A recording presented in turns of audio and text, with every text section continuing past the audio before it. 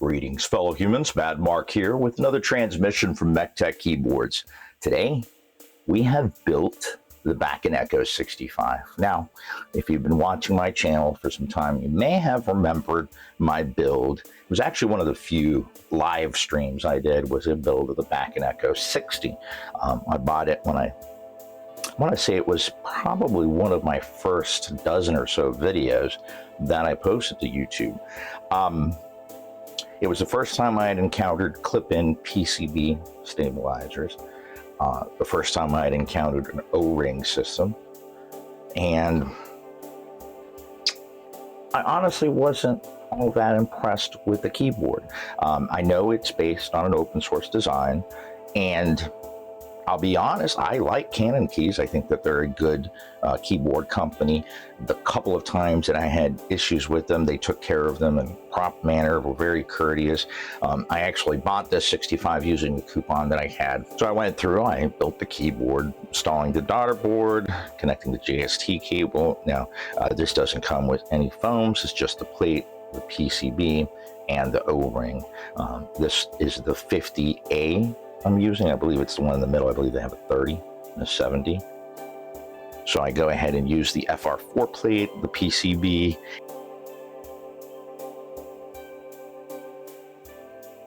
and we use the switches here to sandwich or basically lock both the PCB and the plate into place. So the switches I'm using in this build are the Bakeneko Ultramarine V2 linear switches.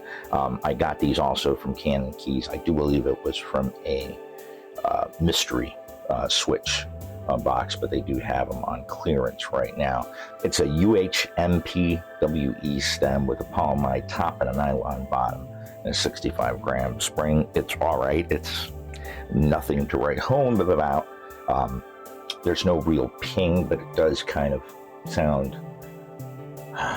It sounds plasticky, in my opinion, but went ahead and built it out. And to top off this build, I used the Enjoy PBT Whale keycaps. I believe these are version 2.0.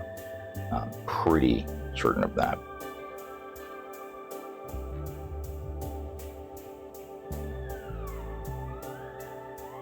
Just hang out after the stock sound test, and we'll get to modding it and making it sound a little bit better.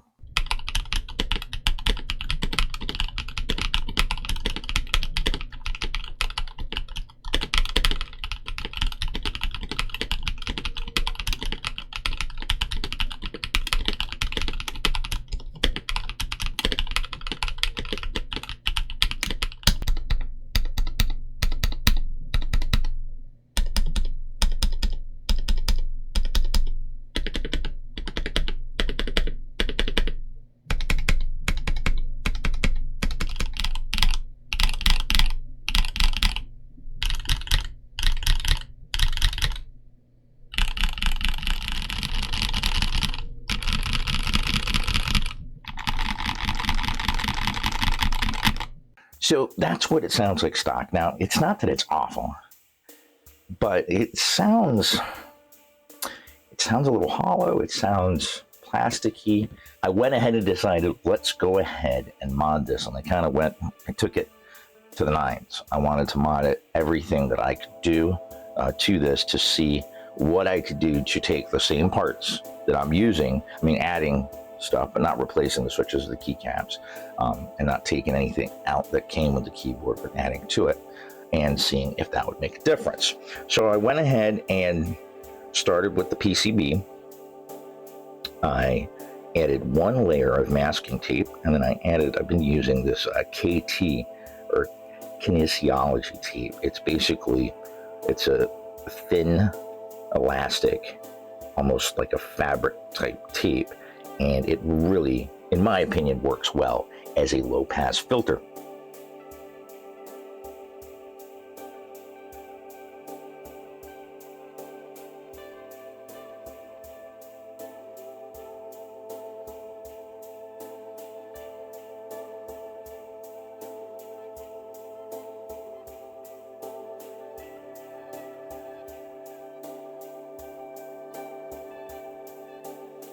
So I've been doing one layer of the masking tape and then one layer of the kinesiology tape. Obviously, poking out the holes for the PCB mounted stabilizers, as well as cutting out a little rectangle spot for the JST connector.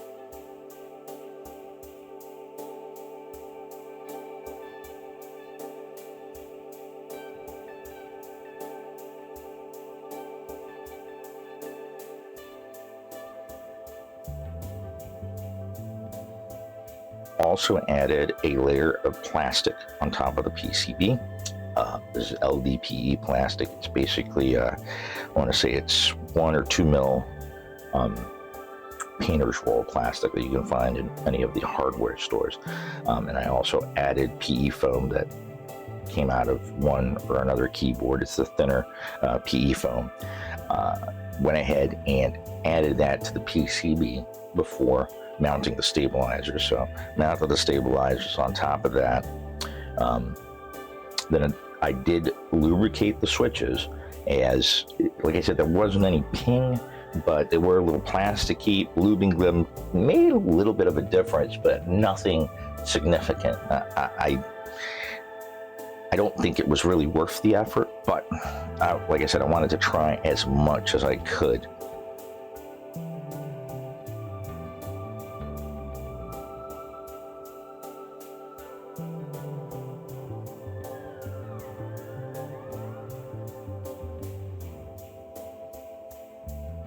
For the case itself, because there is some room between the bottom of the PCB and the bottom of the case, I went ahead and cut out a chunk of kill mat, or the car audio dampener, and cut it out to shape and placed it inside of the case, making a cutout for the JST cable to come up through the daughter board. There was no connection between, because I put the aluminum side down, which could short out. Obviously, we've got tape on the back of the PCB, but I made sure that it's not touching anywhere near the daughter board. Now, doing that, wrap the ring back and put the PCB assembly back in place and loaded up the keycaps, and then I did another sound test, and here is the results of that.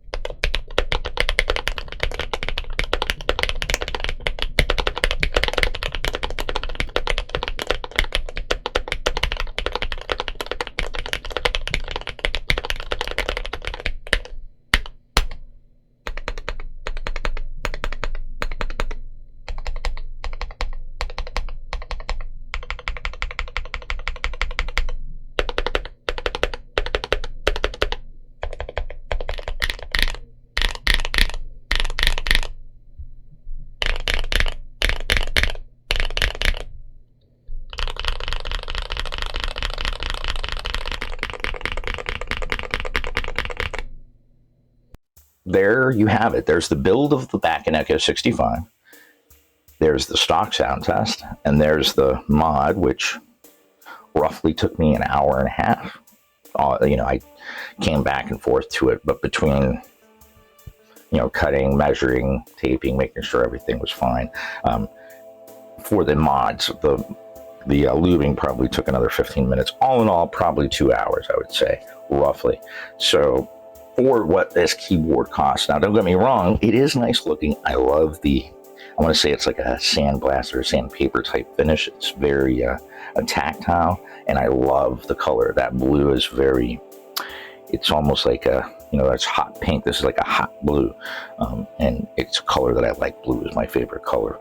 Perhaps you could tell if you've been watching any of my videos, but I love how this looks. I gotta say, didn't really like how it sounded. It feels okay, but it didn't like how it sounded stock. I think it sounds much better now. Does it sound the best? I don't think so. I honestly think that there's a couple of boards out there that come already with switches and keycaps. They may not be the best of switches or the best of keycaps, but they're aluminum keyboards that are sounding and feeling better than this one. Now, that said, one of the reasons I got into the hobby, and I still have a stack of older tray mount cheap keyboards that I intend to someday mod because I enjoy modding keyboards. So am I happy with it now? Yeah. I mean, it's much better than it was. Is it my favorite 65%? No. It's not at the low spot, but it's not high up on the list.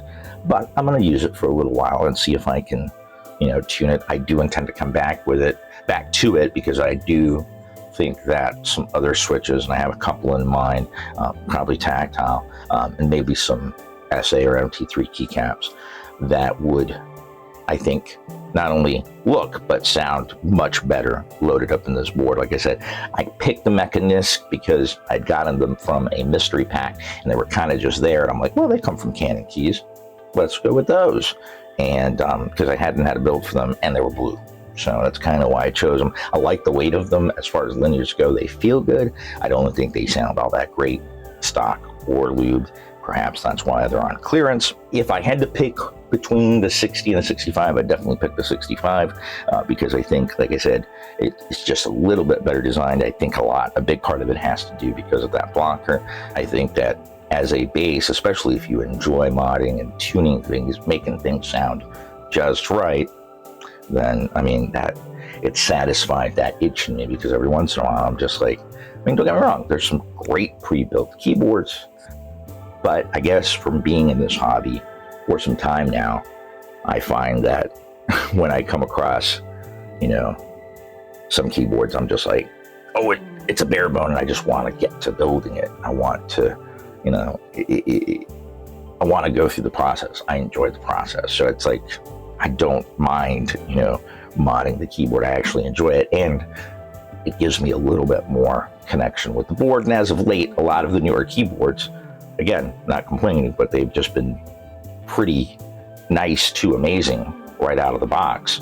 So it's like, yeah, I could mod it, but how big of a difference would that make? So the fact that there's still some keyboards out there that are well made, from companies you can trust, and can sound really good once you put a little bit of elbow grease into it, I think, hey, nothing wrong with that. But I think that the other ones that I have upcoming from them, I think those will be interesting builds as well. They're both blue. I wonder why. Even though I think they were mystery picks, I ended up getting blue, and I know I haven't gotten a WKL yet, and one of them was like a mystery. It was just, this is what you'll get, the size, the form factor. I was like, oh, I hope I get a TKL, WKL, and sure enough, what I got was a WKL. So wishes do come true. Anyway, I'm gonna go ahead and just wish everybody out there a wonderful rest of your day. I'm filming this on Friday the 13th, so happy Friday the 13th. So happy Friday the 13th, everybody out there that celebrates this spooky holiday. I hope that you have a wonderful weekend ahead, and until the next transmission, remember to keep calm, keyboard on.